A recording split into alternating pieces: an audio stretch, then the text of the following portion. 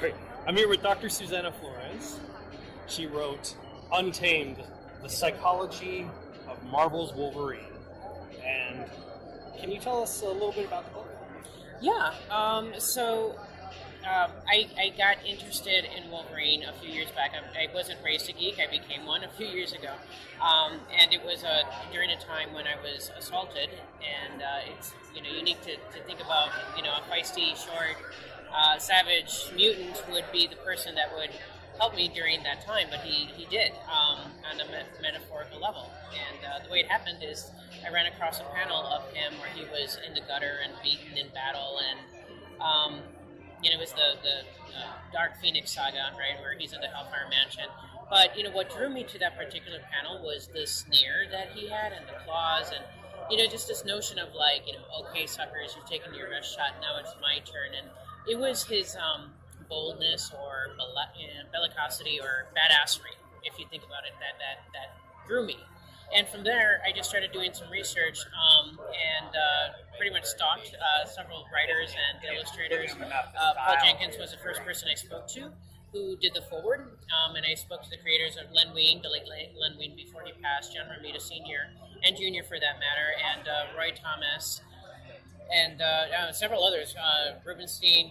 And, so they were all sharing their stories on how they related to Wolverine in the sense that, they experienced pain. And one thing that just fascinated me is that the notion that these writers and illustrators project even their own stories, right, or their own personal tragedies or resiliency onto the characters and the page. And so they were pretty fascinated by an analysis of the character. He's perfectly imperfect. He's very damaged. He's very traumatized. After writing the Weapon X chapter, I needed either whiskey or a Disney movie at the end of that day, because it was pretty brutal. And I had related to the psychology of torture, and covered the X-Men, of course, and why he can't keep a girlfriend, and so basically it was a lot of research and a lot of interviews in terms of like not just understanding him but understanding ourselves, because through comic books we do learn about the human experience through Wolverine's story of suffering and redemption, and just trying to evolve to become a better man and a better mutant. I agree. I feel that he is. Len, actually, I got to meet him a few years ago, and I actually had a whole conversation with him about how the dynamic of the X-Men changed once him and Nightcrawler and Colossus showed up. The dynamic changed from let's go save the day to let's solve the problem. And he said that the one thing that made Wolverine unique compared to every other superpower being that was healing, like Hulk or Superman, was no matter how much he healed, he'll never fully heal, right, emotionally. Right. And I do think that's true. I feel that he's one of those characters that will never ever be perfect, so to speak. Right.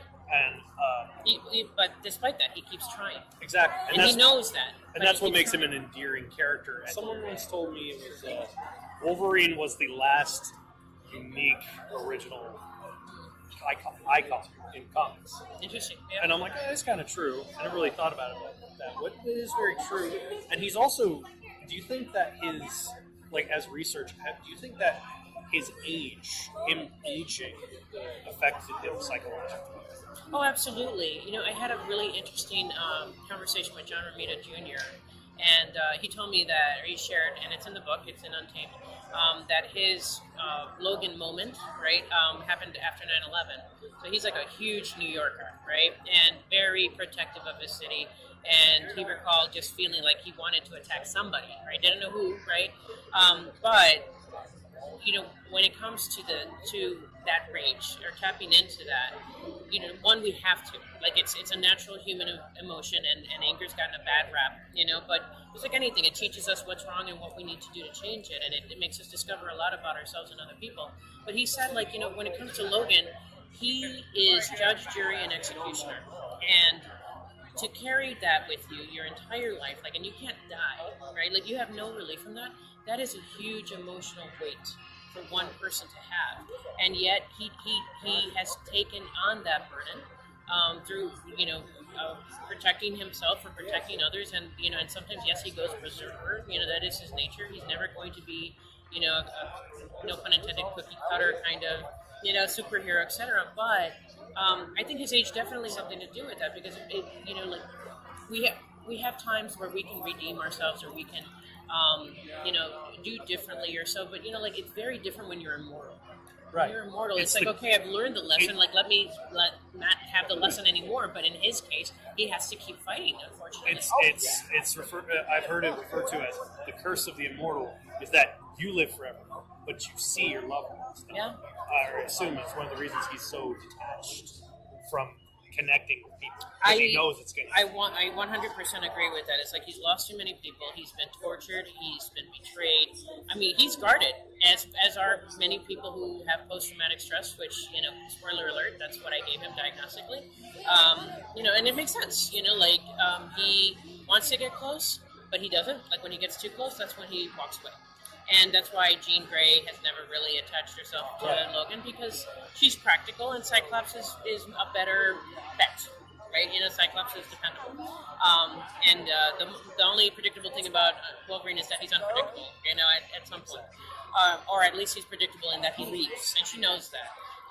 But he keeps joining teams because, just like anybody else who suffers, there's power in numbers, and there's a psychological, or there's a therapeutic element to joining groups that are like you.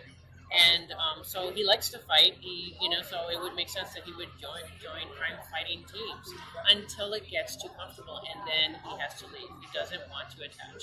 It is a sad existence if you think about it. So, of all the people you've interviewed, you've gotten to meet Chris Claremont, as you said, John Romita Jr., Joe Rubenstein. Was there someone while you were researching this book that you really wish you could have sat down and had time to talk to, but you didn't get a chance to? Of course, the late Herb Trimpe would have been phenomenal. I wish that I got to speak to him more. There's too many to list. Actually, even in my research, I'm meeting them, after or so, now that they got the book, and I tried my hardest to get, as many people as I could. There, some of them are very hard to get in touch with, as you could get. I'm sure you know. I'm sure. Yeah, and but what I found is that many of them were still very interested in the subject, because it's just never been done. To look at him through a psychological lens. So I would say if I had to pick anybody in particular, it would probably be Herb Trimpe, because he was a creator too. So I got to speak to Roy Thomas and Mr. Romita Sr. and Len Wein. And what's interesting, if I can, I would like to read Len Wein's quote, because I thought it was perfect. So his launching quote for the book. So he said, "Wolverine embodies suffering more than any other X-Men because he was built to withstand it, to survive it, to endure it.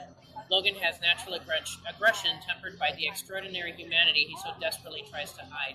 He's always trying to keep the beast in check. I think that's what makes him so interesting.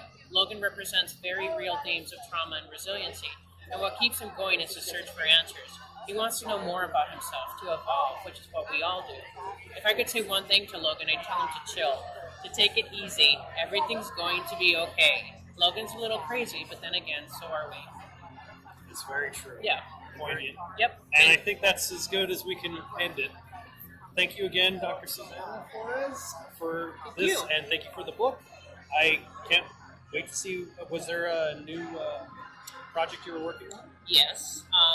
And what I will share is this is going to be a totally different book. And it could be 1 to 3 people based on what I'll say.